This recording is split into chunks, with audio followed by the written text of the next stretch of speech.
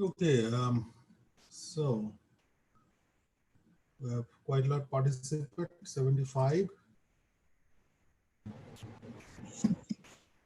So today let's start with this problem 10, as Catherine requested, I think on last week, Wednesday, problem number 10. So let's start with that, then we'll come back to if you have any other questions or anything like that in the class discussion. So let me first start sharing the screen with you. Share. Okay. So the problem says that is a 32-bit byte addressable memory. So this is important, byte addressable memory runs on a 250 megahertz clock, and it has three control signal: reset, RD, and WR. Therefore, reset, read, and write. All the control signals are active low, and the operations as the following table. So this is the table we are talking about. And here, how we read the table: if the reset is logical 0, no matter what the logic value of RD and WR signal, all the data line goes to the high Z, and internally it resets the memory to all content to 0. Now read is all the other operation basically based on assumption reset is at 1, logic 1 value. And if read is 0, write is 1, at that point, data comes out to the output after the completion. So this is the read operation configuration of the control. Write operation configuration is reset to 1, read to 1, and write to 0. Now all other combination like read, write 0, 0, or 1, 1, data line goes to the high Z state or electrically disassociate state. So that's the operation table we are talking about. Now it's saying that it has 24-bit of input address bus and 32-bit of bidirectional data bus. And it needs 2 clock cycle to complete read operation and 1 clock cycle to complete the write operation. And reset also takes 1 cycle to complete. So that's the description of the memory. Now the problem here is that first to draw the timing diagram for this memory, clearly showing the different operation cycles of the reset, following by read and write and no operation. So this is the sequence: reset, then read, then write, then no operation. And second problem is, what is the size of the memory in the megabyte unit, MB? Please pay attention to the unit. And the third problem is that what is the minimum time spent in a second unit to complete 2 million read and 5 million write operation with this memory. Assumption is the back-to-back read-write operation happens for first 2 million read and 2 million write operation. In other sense, the first 4 million, like we have total 2 million plus 5 million, total 7 million operation, memory operation. Among it, first 4 million operations are basically back-to-back read and write operation. So that's the situation we need to consider to calculate the amount of time needed for that operation. Any question before we start the solution on this problem, on this specific area, like on the question, if you have any question? I had a question not related to this. Can you hear me, Professor? Yes, I can hear you, Fred. Yes. Cool. Should I wait until after you go to the problem, though? Yeah, maybe. Let us do this, go through this problem first, step by step, and then we'll come back to the question and all this stuff. Yeah. Okay, so first problem is the timing diagram, right? First problem is the timing diagram and how to draw it, So, so we need a couple of clock cycles, okay? So let's start with the clock. Uh,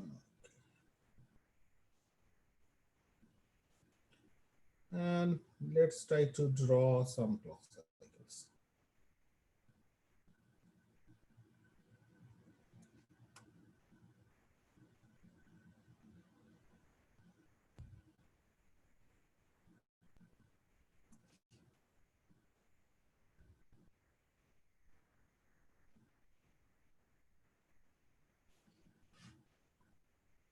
Sorry, Professor, your gem board is covered.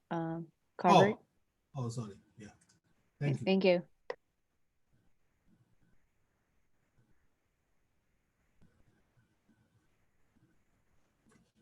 Hopefully that's sufficient. Now let's draw some guideline through the positive edge.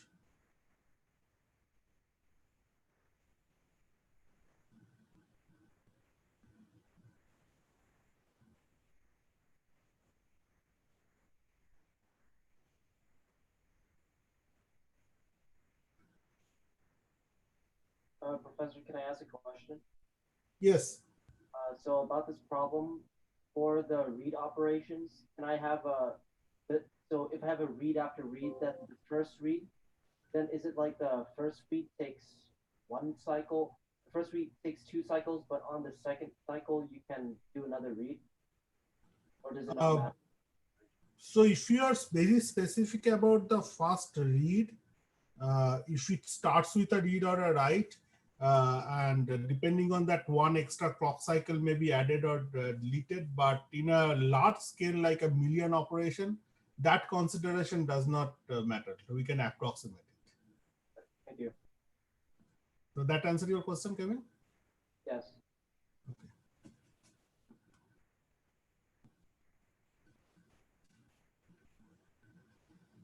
So I'm drawing some guideline so that we can draw the other signal a little bit better with these guidelines.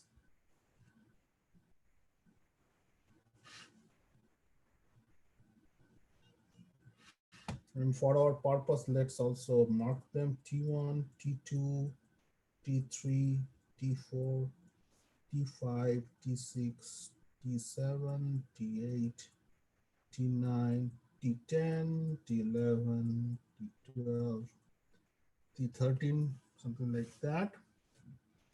And now let's deal with this first operation, which is reset. Okay. So first cycle, let's see that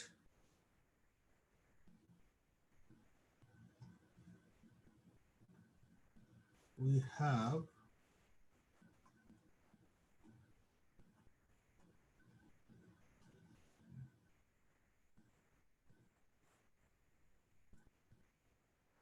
RST, right? RST.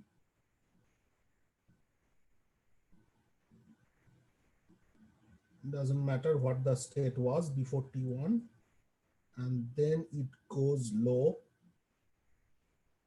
and then goes to high and stays there.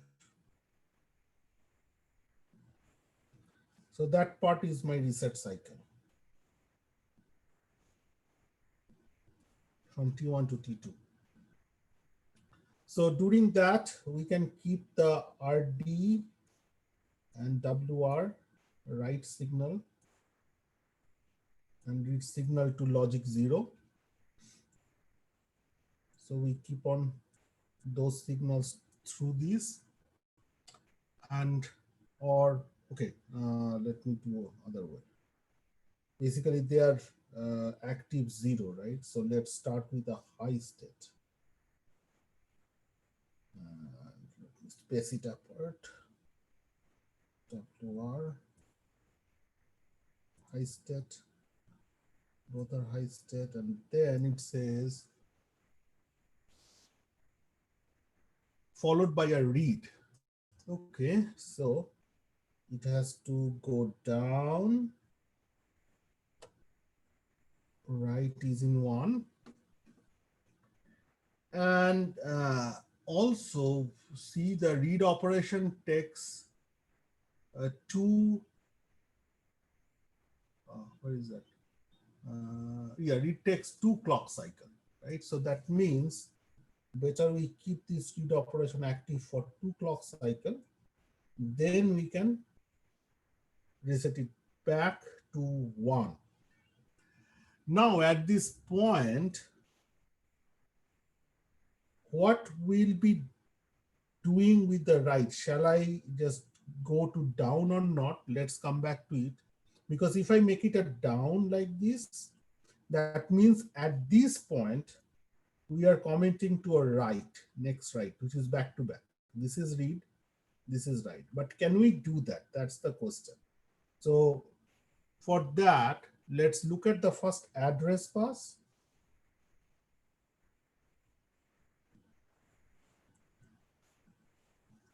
And also look at the data. So till T2, when till the research cycle is complete, address bus doesn't matter what value is. So that is we draw it like a dash. Same with the data. And then since we are initiating a read operation at this point, that means processor need to send out a data. Since address is a multi-bit bus, like this is 24 bits, so we represent them in a trapezoid. And it will stay for 2 clock cycles since the read completes in a 2 clock cycle. So what happens to data? So data will appear. So memory gets the read operation on this specific address. Okay, we can write this is a read address or some level. It doesn't matter whether you write or not. It's okay. So we change the address value. So it gets the read, memory gets the read request at this point and complete that operation at this point. What does it mean? At this point, time point, data will come out of the memory.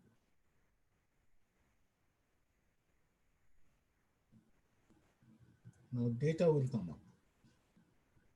So read data.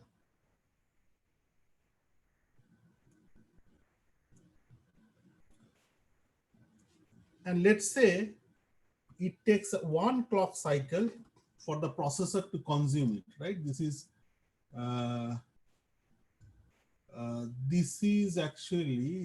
basically from the theory. Okay, this is not given explicitly in this description. But what happens, this is data is a bidirectional data bus. Your memory is spitting out the data, right? And let's say if we want to initiate a write operation at this point, right? So your read will become, let me go with a different color, and write will become active low. So at that point, what you need is an address, and write operation is done within 1 clock cycle. But so this is a write address, but at the same point, one need to send the data as well, right? So at that point, someone need to send the data, but since you have only one data bus in the whole system, that means write data and read data are in conflict. Like you cannot do that during that cycle. So that means essentially we need to delay the write operation immediately after read operation by a clock cycle, assuming if nothing is specified specifically on the problem, assume that data is consumed within 1 clock cycle. So that's what we'll do here.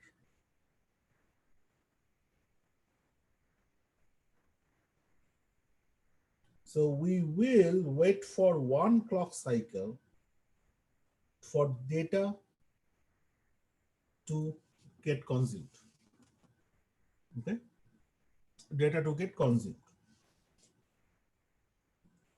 So, and that point, address does not matter. So after that, now we start with the write cycle. Let me just change color. So it stays here at the high, write goes down, and you make a write address.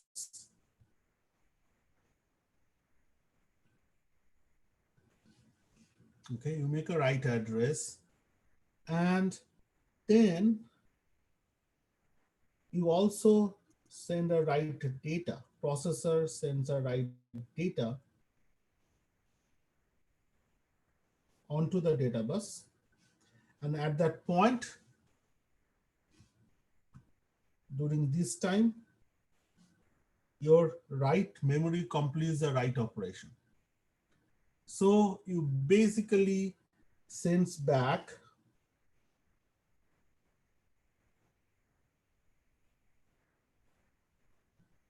the data, sends back the data. So let me change the color again. So now we are talking about the read cycle. No, now we need to talk about followed by read, write, and no operation. So NoOp is basically two of the configuration. Actually, I think there is a problem here. There is a problem here. I'll come back to the problem if you don't spot that problem. Okay, so let's use this color. We state one, state at one. So write goes to one. So this point, it is NoOp. So according to the spec, your data line will go high Z.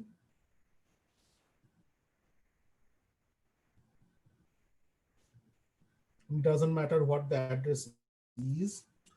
And then another NoOp configuration is this one.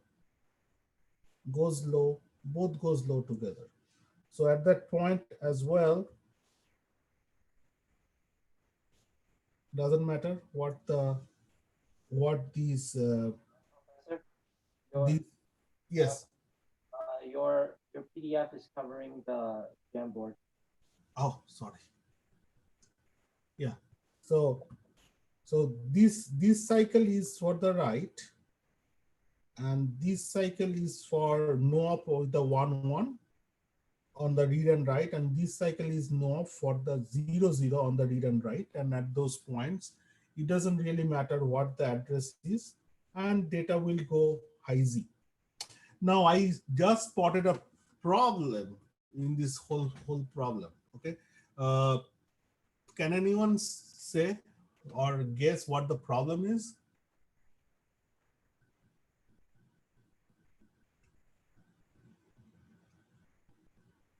From this timing diagram? Is Yeah, it we, the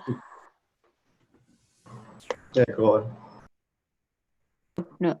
Is it the high state is when it's showing like it seems like the high state is like different. Like I still, read is registering when it's like going 0 or no? no, this is Oh, by okay. Oh, okay, all right. specification. Okay, thanks.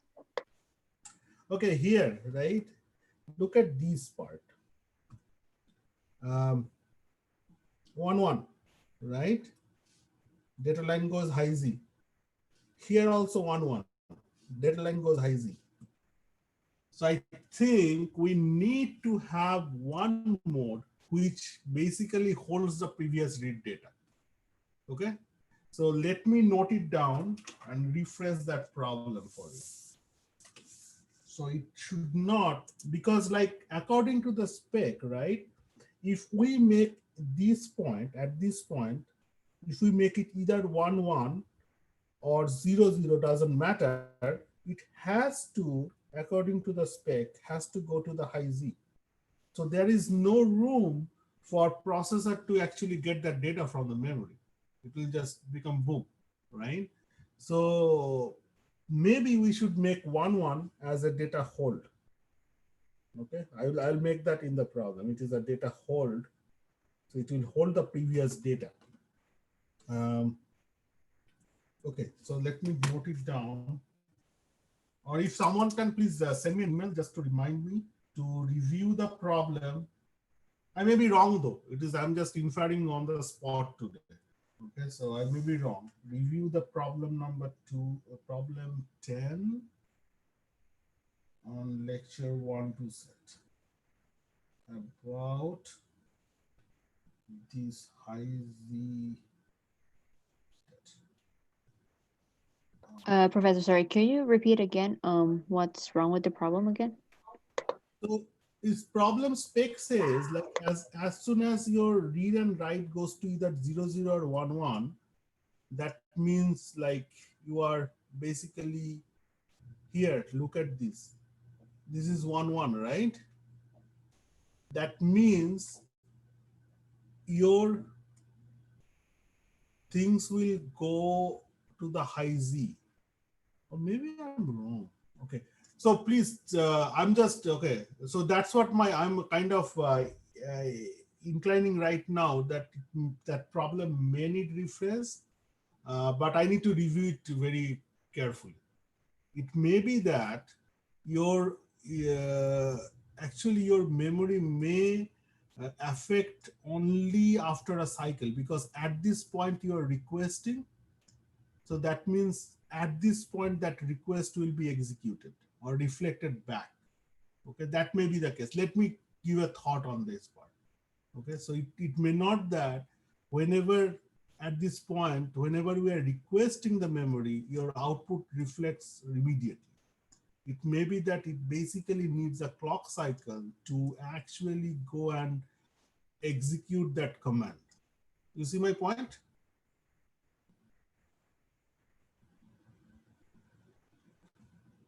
So let me think a little bit more on this part, okay? But I think when I'm rethinking this problem is that, see at this each point, like we are sending a command to the memory.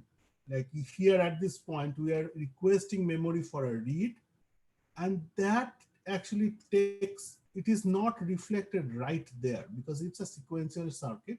It will not reflect right there. Your output will come back at least by the spec at this 2 clock cycle after. Similarly, when we are requesting for the write at this T5 time, write is not completed immediately at this point. Write is done only completed at the T6.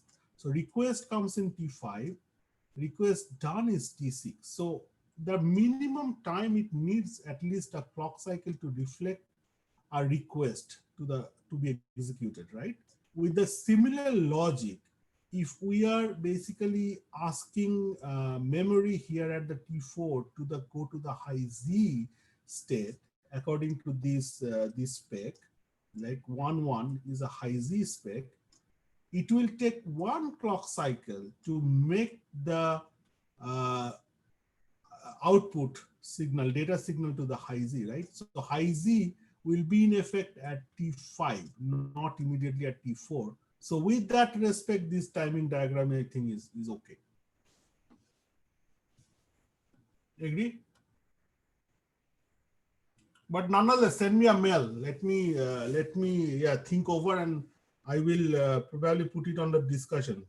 What's my conclusion is. Probably this is right. This timing diagram. Yeah, probably I messed you off a lot on this question. So the high Z state means that you cannot. So if the memory is in the high Z state, that means you can no longer like output the data to the processor. So high Z state, like according to this one, like data line goes to the high Z, means that from the memory side, it basically disconnect the data line. It is not electrically active anymore. That's what the high Z means. So it's not connected to the processor at all? No, it's connected. The physical line is still there. It is still connected to the processor. But as if at this point, when you request a 1, as if someone cut that wire from the memory side. But it is not a physical cut. It is not it is an electronically cutting out that part of the wire where that wire become electrically neutral. Basically, it is not either logic 1 or logic 0. It's basically floating from that perspective. That's the high Z. So, Professor, what's the difference between can be high Z or goes to high Z in this case? Okay, so data line can be high Z at after the completion means that this address and data being generated from the processor side, right? Processor is sending these two information to the memory.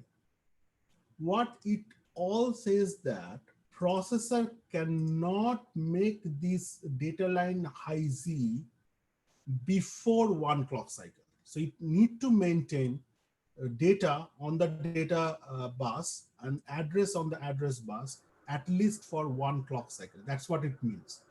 Like Got it. it's can be high Z after the completion. So after And the your 1 clock cycle, processor can make that line high Z. No man, doesn't. so is your dashed line representing high Z state? Yes, yes. Okay, got it. Thank you.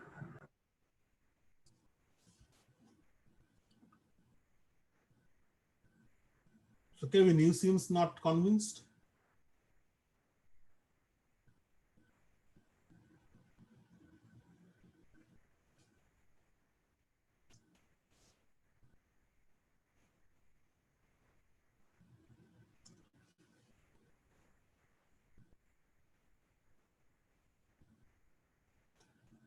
Okay, there is a one question from Anya Suzuki on the chat.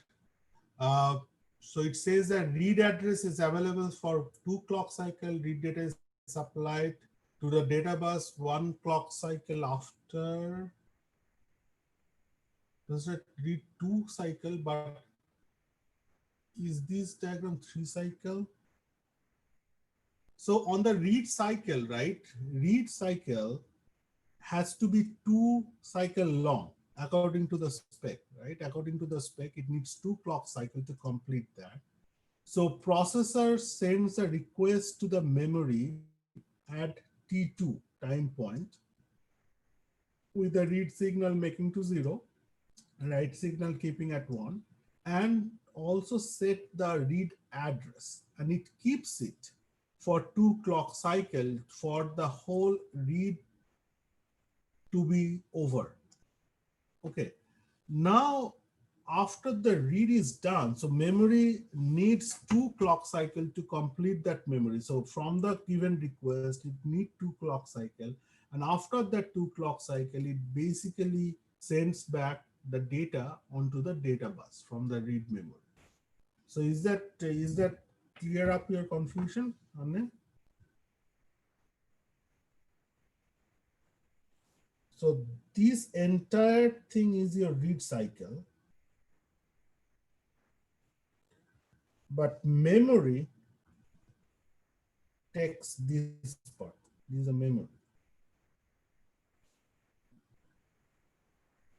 Memory read completion.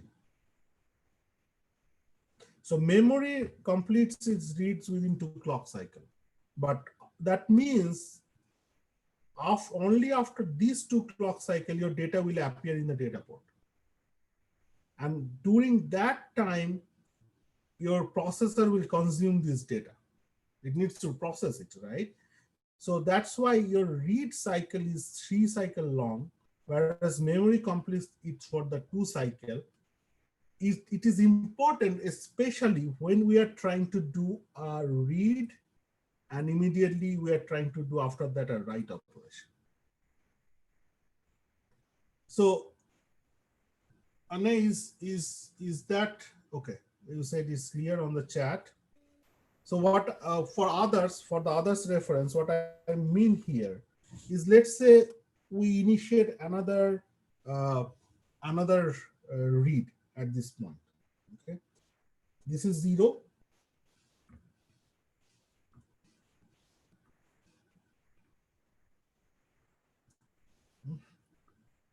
Why it is not?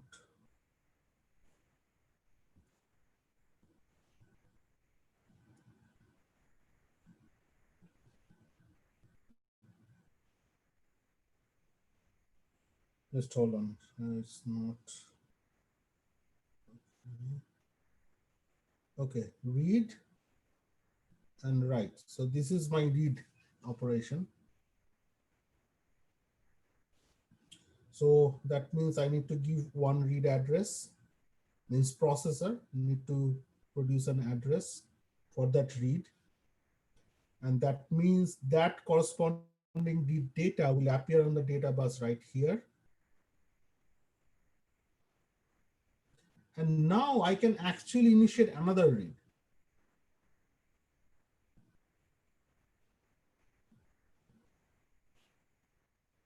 Just keep that signal, read signal as it is.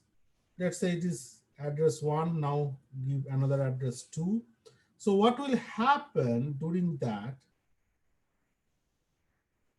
it basically, actually it, okay, we can just in a timing diagram, we can make it a high Z and your other part will come back right here.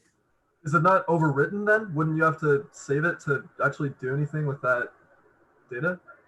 Yeah, so basically at this point, right, processor is issuing the another read operation while it is consuming the data, because data is basically coming in to the processor, and to issue a read another read operation, processor does not have to supply any data or anything, right? It's basically consuming the data back into itself. So there can be two separate paths into the processor. One path is actually generating the control to the memory, and other path is actually consuming the data back from the memory. So that's why back-to-back read is possible. Processor can do these two things in parallel. But only for the back-to-back read and write, processor is limited because for the write operation, you need to supply your data onto the data line. So you cannot really consume a data while you are actually writing onto the data port at the same time. Make sense?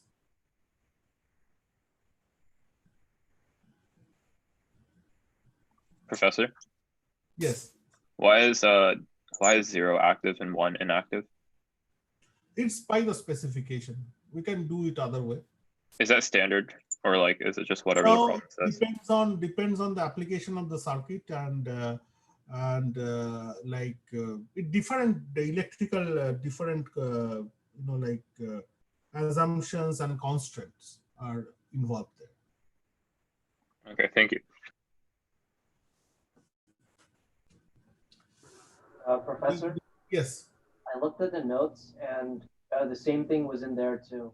Like in the notes, it said that if the read data and the write data are the same, like if both are 0 or both are 1, it's in a high Z state. And I also saw like write and read both at 0 and the data out being read by the processor in that single cycle. So both the read and write were 0 and the data was active there too.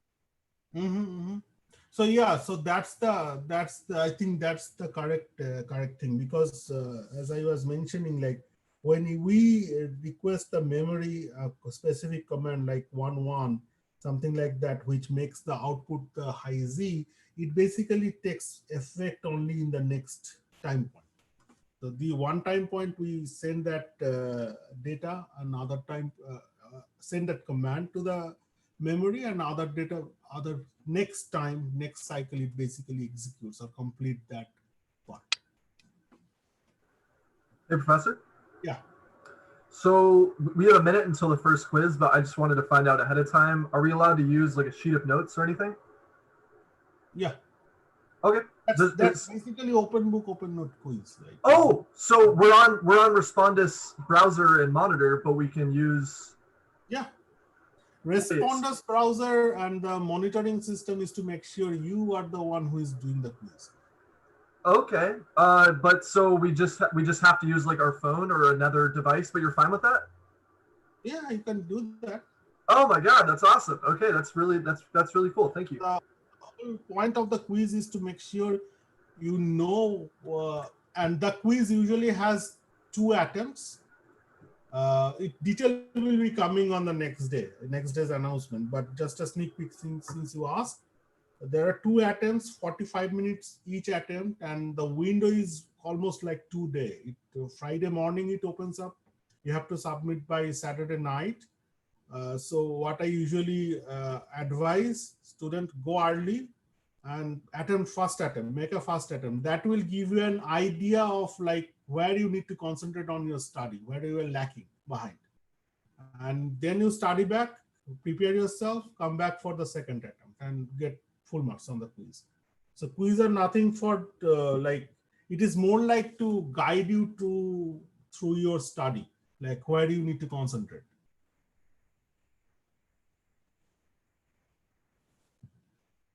Oh, and sorry, Professor, somebody was asking, so I wanted to pass it along. Does that apply to the exams too, or just the quizzes? What's that? No, does what you do? No, exam is basically time constant. Like exam is like exam. Oh, right. But in terms of open note, open book. Not really. It is open book, open note exam, but I usually allow a page of cheat sheet. Okay, that's really good to know. Thank you.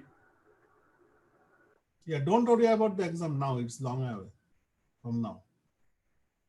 Concentrate on your study. Okay, I have a question from Folk. Why do the WR, ADD, and data in the same clock? Means RD happens in 2 different cycles.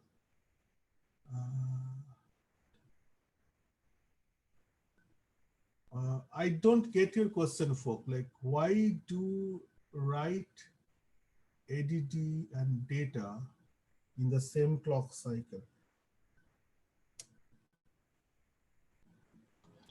I mean, like why the writing arrays and writing on data in the same column, it's happening in the same time, but like the read arrays and read data is like happen in the 3 circle different. Oh, okay. So look at that. Like there is 2 parties here, right? One is the processor side, and another is the memory side. So memory sides operates on the incoming commands, which is generated by the processor.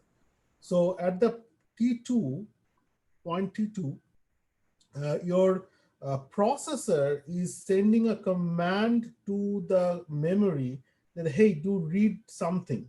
And also sending the read address, like these 3 goes together, right? And then your memory after 2 clock cycle produce the result of that read. It retrieve from the storage and put it onto the data bus. Now on the write cycle, like at the T5 write cycle, processor needs a write request to the memory, right? And what is that request composed of? One is the read signal status, which is high. Another is the write, which is low. Another is the where to write, like which is the write address. And other is the what to write, which is the write data. So of course they will happen on the same column or same timeline, right? This is one single package of the request coming from the processor to the memory. Oh yeah, I got it. Yeah, thank you. Hey, Professor. Yes. So I don't quite understand what's going on in the read and write signals after the yellow writes, the 2 yellow writes. Mm-hmm. So because you don't have the same pattern before the first call to read. Right. So in these 2 cycle, what we are trying to show in the timing diagram is the reflection of the function of following the no operation, right? So we have no operation encoded as 2 combinations. So that's what we are showing here. This is like a 1-1 combination, and this is a 0-0 combination. So this is my NoOp, one of the NoOp, and another is another of the NoOp.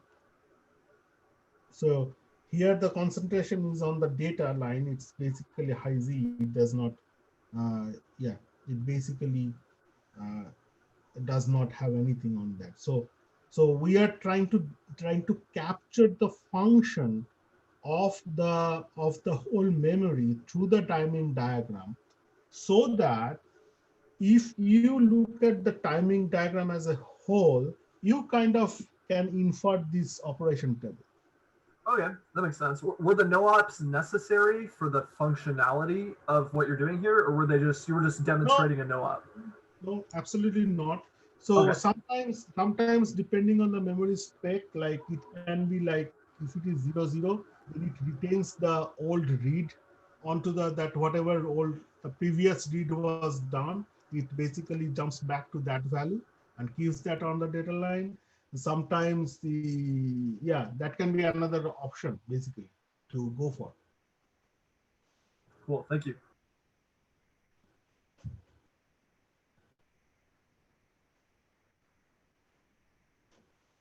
Okay, so next problem then. Let's move forward. Next problem.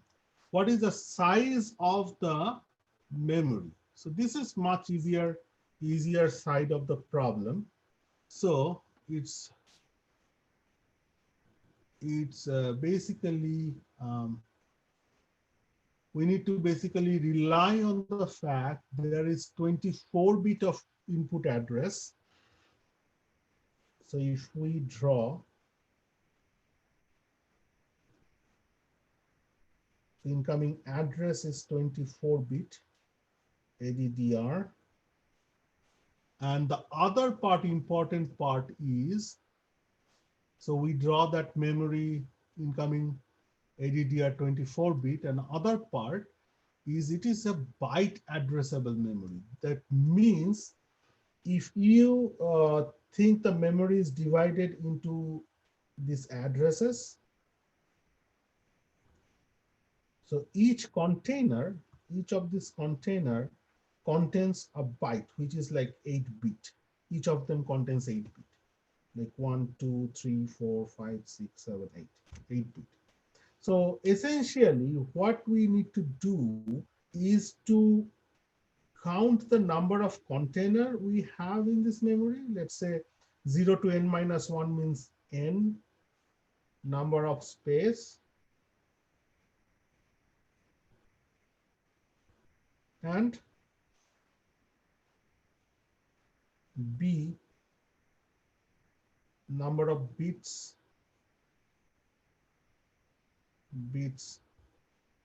per space. So in this case, b, okay, so formula would be size equal to then simply n multiplied by b. In this case, b is 8 bit. It's a byte, right? So let's write the 1 byte. That is your b. N is a number of space, which is basically a function of this number of incoming address bit, which is like 2 to the power 24.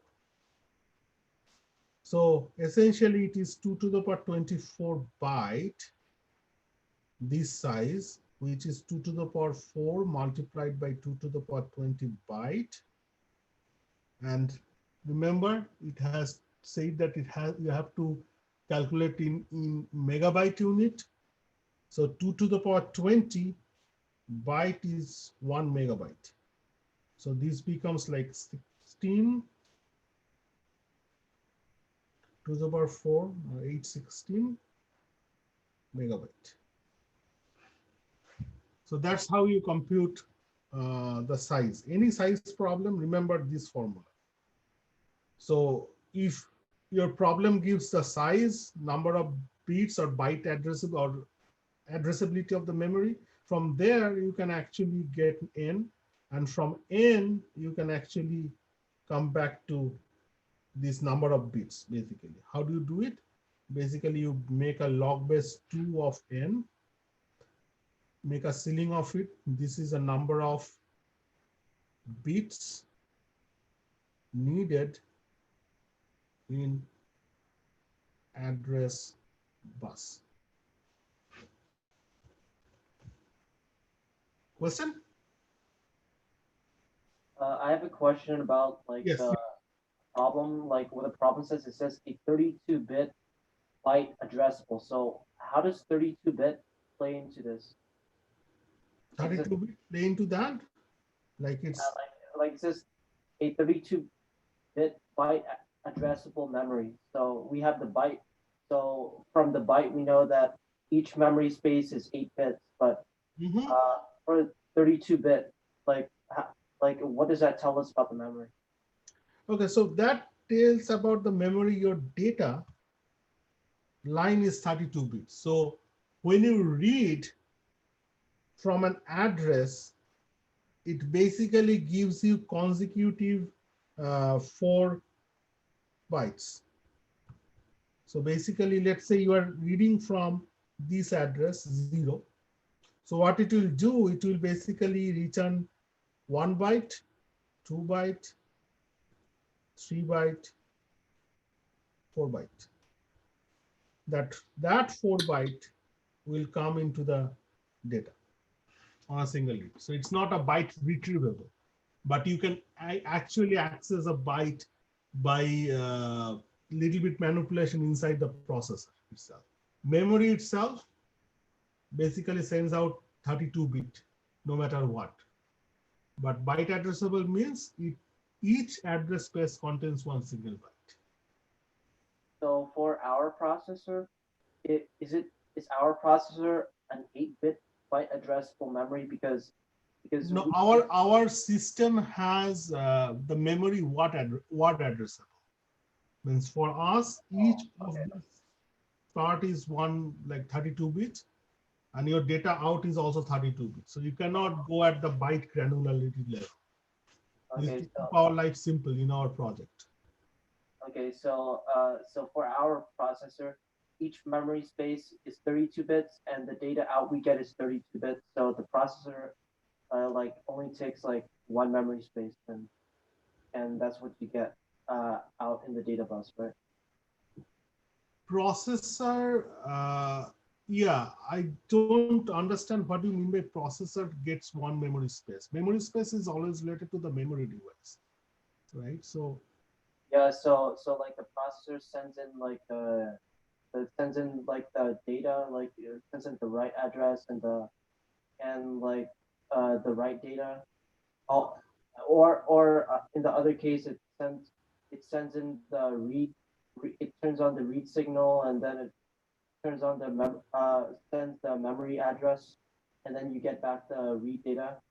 So that's what I meant by the uh, processor like getting the memory space from the memory device.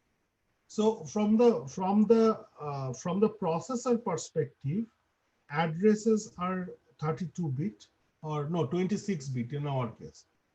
In our CS147 DB, and each address contains a 4 byte, like 32 bits, each address in the memory. That's what the memory model is. That means processor do not have something like instruction like load byte or load half word.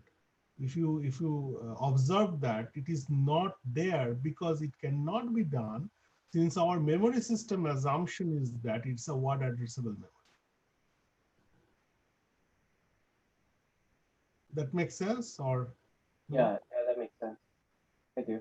If you have other question, please let me know. Yeah, this concept is very crucial to be cleared up. Okay, any other questions?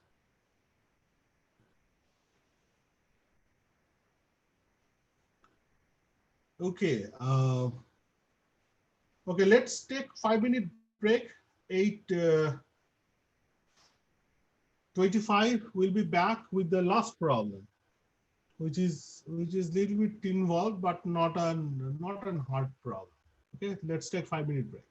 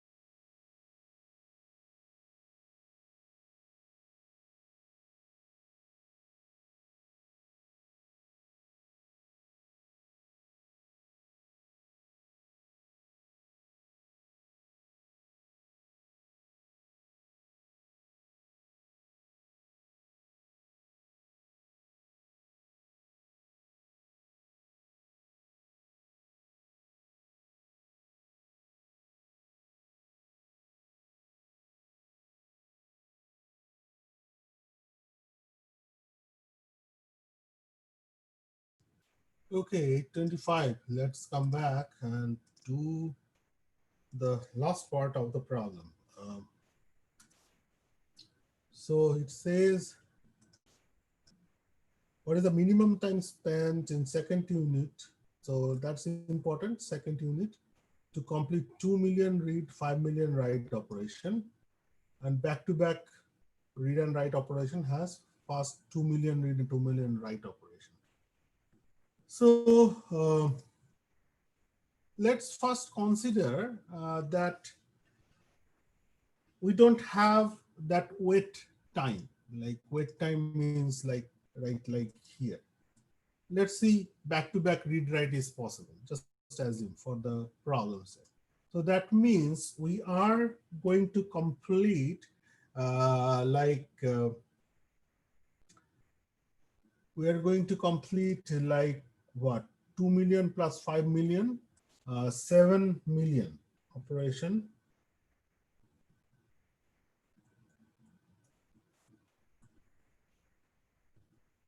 Oh, wait a minute. Read actually takes more, right? So let's not do that way. Let's consider the read.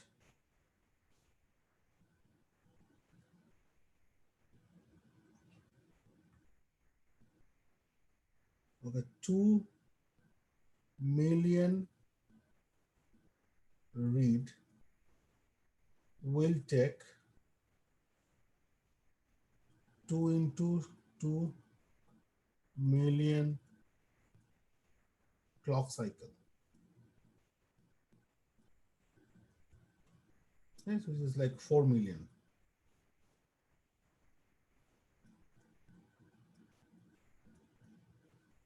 And 5 million read, 5 million write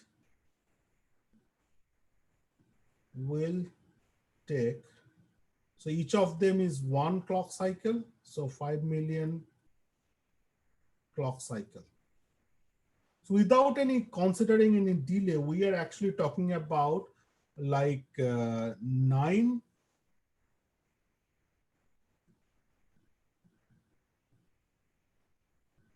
clock cycles, right? 9 million.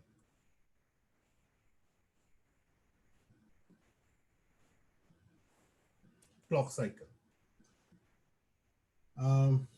And then now consider back-to-back read write.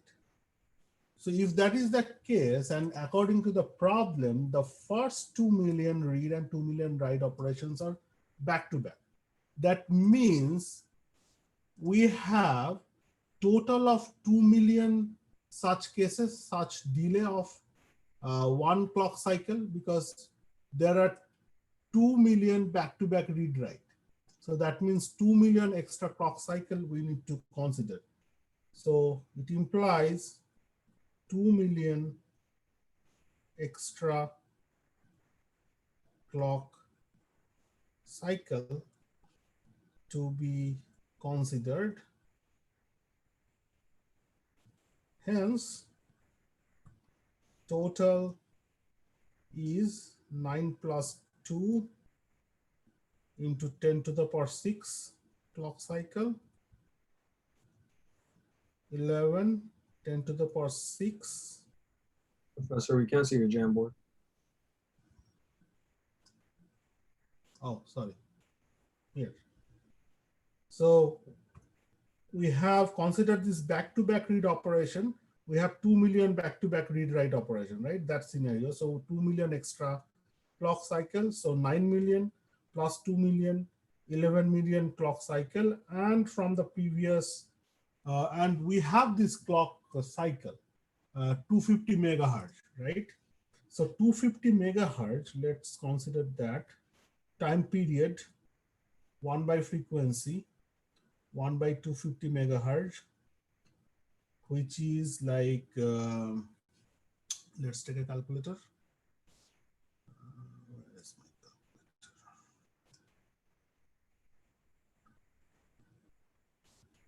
There we go. Okay. So 1 by 250. 250. Okay, it's about 0.004 multiplied by meg is 10 to the power 6, so it becomes minus 10 to the power minus 6 second, which is 4 into 10 to the power minus 9 second, which is 4 nanosecond. Or we need to do it in a second unit, right? In the problem, it says it's need to do in a second unit. So that means we can just take this guy multiplied by 4 into 10 to the power minus 9 second, which is like 44 multiplied by 10 to the power minus 3 second, which is 0.044 second. So that's your answer on how long it will take for that specific operation. Question?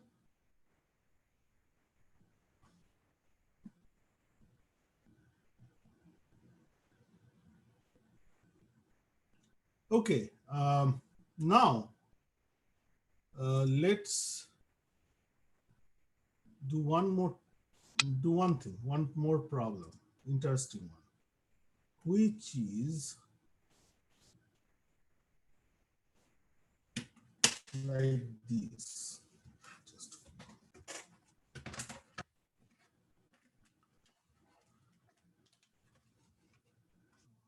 I'm not sharing, right?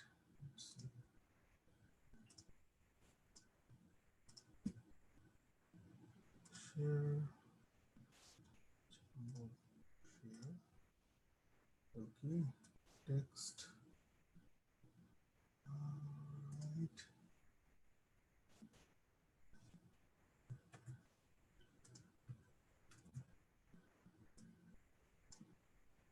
Okay. Problem states like this. A processor executes instruction using 5-stage execution cycle. That's what we actually discussed, I think 2 days back. This one, 5-stage cycle, right? If you recall. So a processor is going to execute that one. And this processor is running on 1.6 gigahertz clock, and the connected memory runs on 800 megahertz clock. Now, how long this processor will take in millisecond unit to execute 5 million instructions? So that's the problem. So before we go to the problem, to solve that problem, any question on this solution?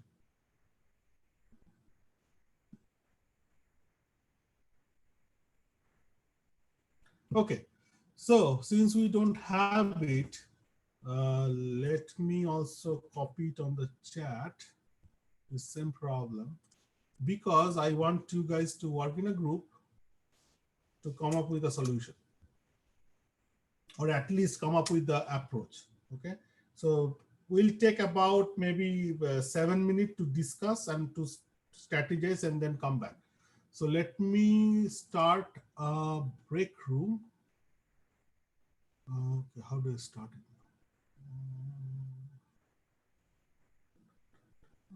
Stop share. Okay, breakout rooms. You have 92, maybe about 5-ish. No, about maybe 20, maybe 18, 5 to 6 participants per room. And we will have 5 minutes, about 7 minutes. 7 minutes. Okay, I'm sending you to breakout room. Please start your discussion.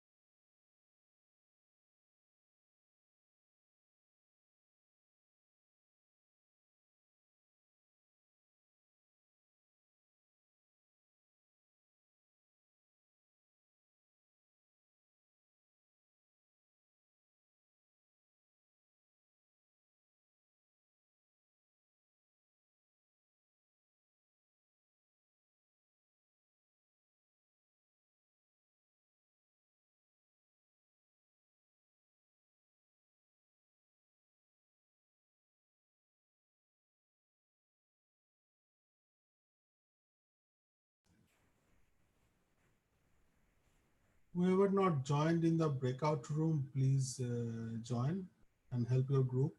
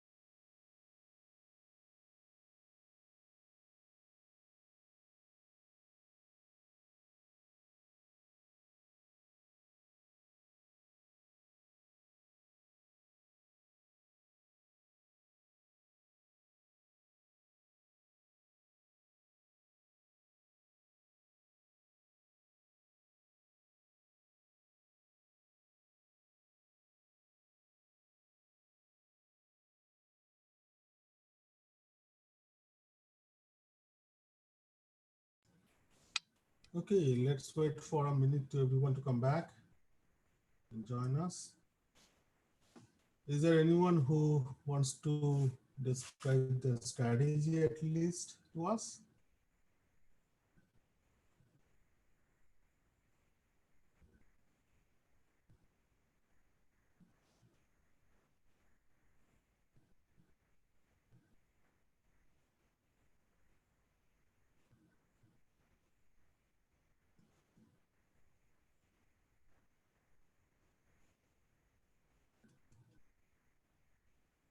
Another couple of seconds, everyone will be back in our main session.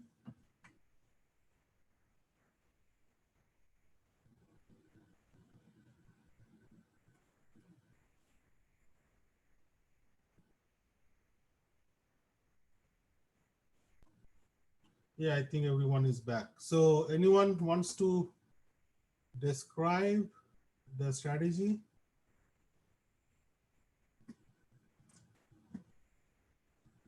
I can. Yeah, sure. Go ahead, Okay, please. so you have your 5-step, which is reset, fetch, decode, execute, and then memory access. So I think fetch and memory access are the ones that actually use the memory. So they give you 2 times. One is the processor frequency, and the other one's the memory one. So you calculate the 1 over frequency to get the time in seconds. And then based on your 5 executions, the ones with memory access, like fetch and memory access, you multiply that by the memory, which is 800 megahertz. And then the other instructions you use processor, and then you add them. Okay, okay. So do you have a final answer there?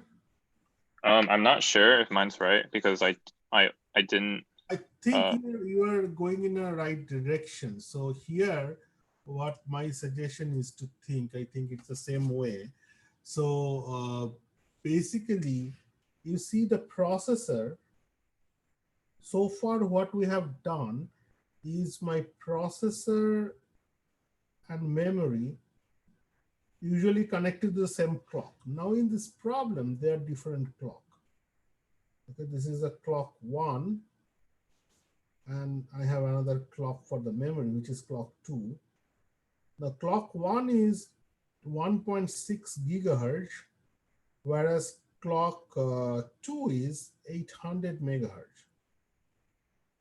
That means if you compare the frequency of clock 1 versus frequency of clock 2, it is basically 2:1, right? This is a double frequency. This is going in a double frequency than the memory. That means we let's say we have this original execution cycle, instruction fetch, decode, register fetch, exe, memory, write back,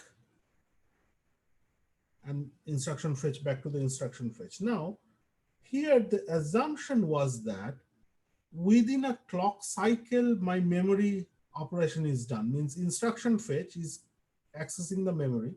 So it is requesting at that point, give me the instruction. And it is expected that this guy will be done by when it comes to this instruction decode phase. Similar expectation on the memory is here. Once we give some memory operation for data read or write at this memory mem stage of the processor cycle, the expectation is that that action will be done when it comes back to the write back cycle. It is no longer true because this guy is memory is working on a slower clock. Its cycle is more like, and it's exactly twice. It's twice slower than the processor. So we need to adjust our cycle like this. Instruction fetch 1. So this memory access part becomes 2 cycle. 1, 2, then come back to the instruction decode and register fetch, then exe, then memory will become like split up into 2 part, memory 1, memory 2, then write back, then this guy, right? In this design, in this scenario. So that means it is no longer a 5 cycle, but it's a, we need to adjust it, the 7 cycle execution strategy. Is that the one you are looking for?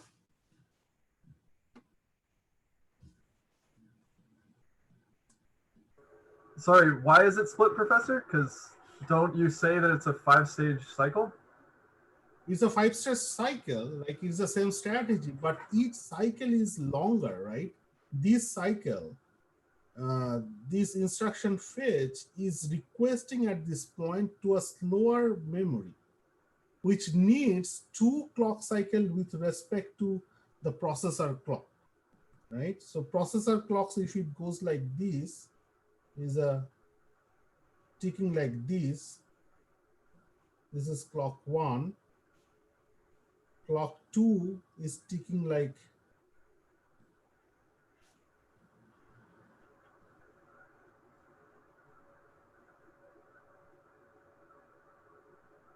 it is much slower. So at the point it receives, let's say it receives a request at this point, right?